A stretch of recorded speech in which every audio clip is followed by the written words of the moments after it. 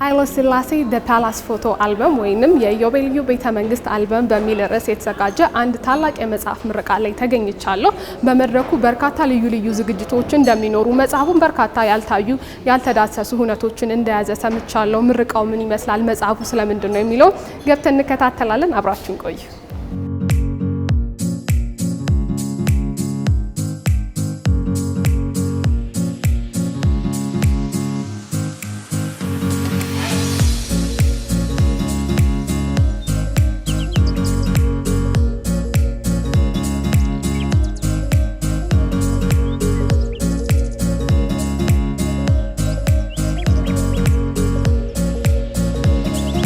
ፓላሱ አዲስ በቅርቡ የተመረቀው አሁን ሙዚየም የሆነው የጁቢሊ ፓላስ ወይም ደግሞ የኢዮቤልዩ ፓላስ የሚባለው ነው። የዛ ፓላስን ምርቃት መሰራት አስመልክቶ የተጻፈ መጽሐፍ ነው። ይሄን መጽሐፍ ስንሰራ የሰራ ነው ከፓላስ አድሚኒስትሬሽን ጋር በመሆን ነው የሰራ ነው። በኢትዮጵያ ቀደምት ታሪክ የመጨረሻው ንጉስ የሆኑት የግርማዊ ቀዳማዊ ኃይለ ሥላሴ ከአመራርነት ባሻገር ሌላኛው መልክ ላይ ትኩረቱን አድርጎ የተዘጋጀው የኢዮቤልዩ ቤተ መንግስት አልበም መጽሐፍ የመጽሐፉ አዘጋጆች ቤተሰቦቻቸውና ከሀገር ውስጥና ከሌሎች ሀገራት ጥሪ የተደረገላቸው እንግዶች በታደሙበት የምረቃት ስነ ስርዓቱ ተከናውኗል። ፓላስ አድሚኒስትሬሽን ፓላስ ውስጥ የነበሩ የተቀመጡ መጽሐፍቶች ነበሩ፣ ፒክቸሮች ነበሩ። እነዛን ፒክቸሮች ፐብሊኩ የማያውቃቸው ታይተው የማይታወቁ ፒክቸሮች ናቸው። ስለዚህ ከፓላሱ በአዲስ መልኩ ከመሰራቱ ጋር ተያይዞ እነዛን ፒክቸሮች የያዘ መጽሐፍ ነው። ከዚህ በፊት ታይተው የማይታወቁ ኢትስ ፒክቸር ቡክ አንድ፣ ሁለተኛ ደግሞ በሶስት ቋንቋ የተጻፈ መጽሐፍ ነው። በእንግሊዝኛ፣ በፈረንሳይኛ እና በአማርኛ። እንደዛም ትራይሊንጓል ቡክ ይባላል። እንደዚህ አይነት ነገር ከዚህ በፊት ተሰርቶ አያውቅም። ለመጀመሪያ ጊዜ የተሰራ ነው። በዚህ መጽሐፍ ነው የተሰራው። ብዙ ስራ፣ ብዙ ድካም ያሳለፍንበት መጽሐፍ ነው። ሶ ቤዚካሊ ስለ ፓላሱ የኃይለ ሥላሴ ሮል፣ የኃይለ ሥላሴ ከዚህ በፊት ታይተው የማይታወቁ ኢሜጆች የያዘ መጽሐፍ ነው። ፕሮፌሰር ጁሊያ ቦናንሲ፣ ፕሮፌሰር ሽፈራው በቀለ፣ ፕሮፌሰር ኢስቴሊ ሶሂር እንዲሁም በመጽሐፉ የተካተቱ ፎቶግራፎችን በማሰባሰብና በሀሳብ አመንጪነት ዴኒስ ጀራርድ ተሳታፊነት ኃይለ ሥላሴ ዘ ፓላስ ፎቶ አልበም ተዘጋጅቷል። በጣም ትልቅ ደስታ ነው የተሰማኝ። ከሁሉ በላይ እግዚአብሔር ትላንትን አሳልፎ ይህንን ለማየት ስላበቃኝ አመሰግናለሁ። በተረፈ ግን አዘጋጆቹንም ተሳታፊውንም ላመሰግን እፈልጋለሁ። በጣም ደስታ ብዙ ያላየኋቸው መጽሐፉ ሲዘጋጅ ብቻ ያየኋቸው ፎቶዎችም ስላገኘው ደስ ብሎኛል። The 90s when I first came, there was not a lot of information about His Majesty being publicized. እኔ በ1990ዎቹ ለመጀመሪያ ጊዜ ወደዚህ ስመጣ ስለ ኃይለ ሥላሴ የሚናገሩ ብዙ መዛግብት አልነበሩ። አሁን ላይ በርካታ መዛግብትን እያየን መሆኑ በጣም ጥሩ ነው። ቤተ መንግስቱን ወደ ሙዚየም መቀየሩ አንድ ትልቅ እርምጃ ነው፣ ልክ ዳግም እንደመወለድ ያለን። And today is another feather in the cap.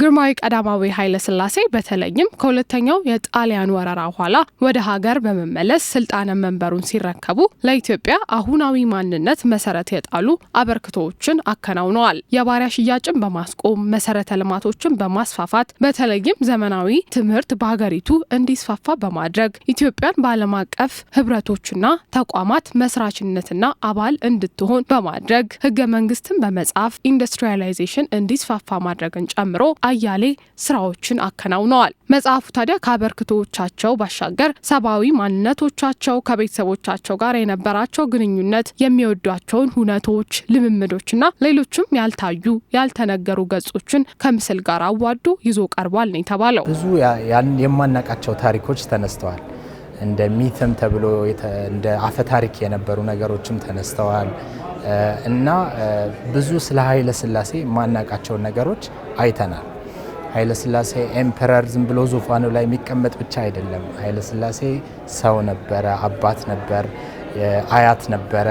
ልጆቹን ትሬት የሚያደርግበት መንገድ ያላየናቸውን ፎቶዎችም ስናይ ነበር ስክሪኑ ላይና የሚገርሙ ነገሮች አሉ። እዚህ መጽሐፍ ላይ ብዙ የማናቃቸው ግን አዳዲስ የሆኑ ነገሮች ተቀምጠዋል፣ ሀሳቦች አሉ። እንግዲህ ሌላው እንዲያነበው ነው የምጋብዘው። ጥሩ ነው ብዬ አስባለሁ። የመጽሐፉ ዝግጅት ላይ ስለተሳተፍኩኝ አንዳንድ ሰዎችን በማወቅ በማሳየት ስለተሳተፍ ያኔ ለመጀመሪያ ጊዜ ያየኋቸውና በጣም ስሜት የሰጡኝ ፎቶዎች ነበሩ። ለታሪክ በጣም ጥሩ ነው፣ ምክንያቱም ፎቶዎች የሚቃጠሉበት ዘመን ነበር። ከዛ ወጥተን በዚህ አይነት ለሚቀጥለው ትውልድ መተላለፉ በጣም ደስ ይላል።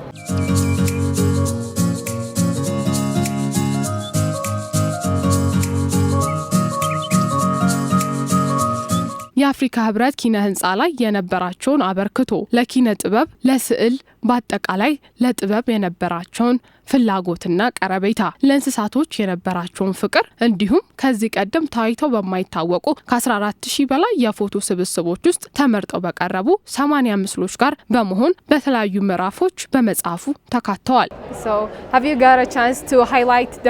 within this time, or what do you feel about it? Have you got to touch something different on it? What admires you about the book? Some pictures I've never seen before. አንዳንድ ምስሎች ከዚህ ቀደም አይቻቸው አላውቅም። የውሻው በተለይ አስገርሞኛል። የእንግሊዝ ዝርያ ያለው ቺዋዋ የተሰኘው ውሻ ዝም ብሎ ውሻ ብቻ አልነበረም። ቦምብና አደገኛ መሳሪያ አሽትቶ የሚያውቅ አዳኝ ውሻ ነበር። ሰዎች መሳሪያ መታጠቃቸውን አሽትቶ ያውቃል። ስለዚህ ቺዋዋ ጠባቂም ነበር። ይህ መነሳቱ በጣም አሪፍ ነው። ሌላው ያስገረመኝ የንጉሳዊነታቸው ማልቀስም ነበር። ንጉስ በአብዛኛው አያለቅስም፣ ነገር ግን እርሳቸው በበርካታ እውነቶች ልባቸው ተነክቶ እንደ ሴት አልቅሰዋል። ይህም የወንድና የሴት ማንነት ሚዛናዊነት ነው። We must balance the male and the female, you know.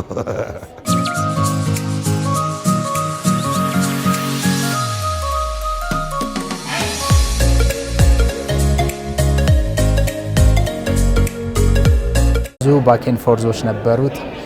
አይ ቲንክ አመት ከ6 ወር አካባቢ የፈጀ መጽሐፍ ነው ዛሬ ምርቃቱ ላይ የተገኛችሁት ማለት ነው። ስለዚህ ብዙ ፕሮሰስ ነው ያለው፣ ግን ፋይናሊ ያው ለዚህ በቅቷል ማለት ነው። በምን ያህል ብዛት ለቀረበ የሚለውን ነገር አሁን ይሄ የመጀመሪያው ኤዲሽን ፊው ኮፒስ ነው የታተመው፣ ትንሽ ኮፒ ነው የታተመው። የፓላሱን ምርቃት መሰረት በማድረግ ጊዜውን በጠበቀ መልኩ ቶሎ ታትሞ መምጣት ስለነበረበት ትንሽ ኮፒ ነው የታተመው። በቅርቡ ግን አሁን የመጡትም ሰዎች የሚያነቡትም ሰዎች የሚሰጡንን ኮሜንቶች ጨምረን ሰኔ ላይ ሁለተኛ ኤዲሽን ብዙ ኳንቲቲ ወደ 2000 አካባቢ ይሆናል፣ ያኔ ይኖረናል ማለት ነው በደንብ።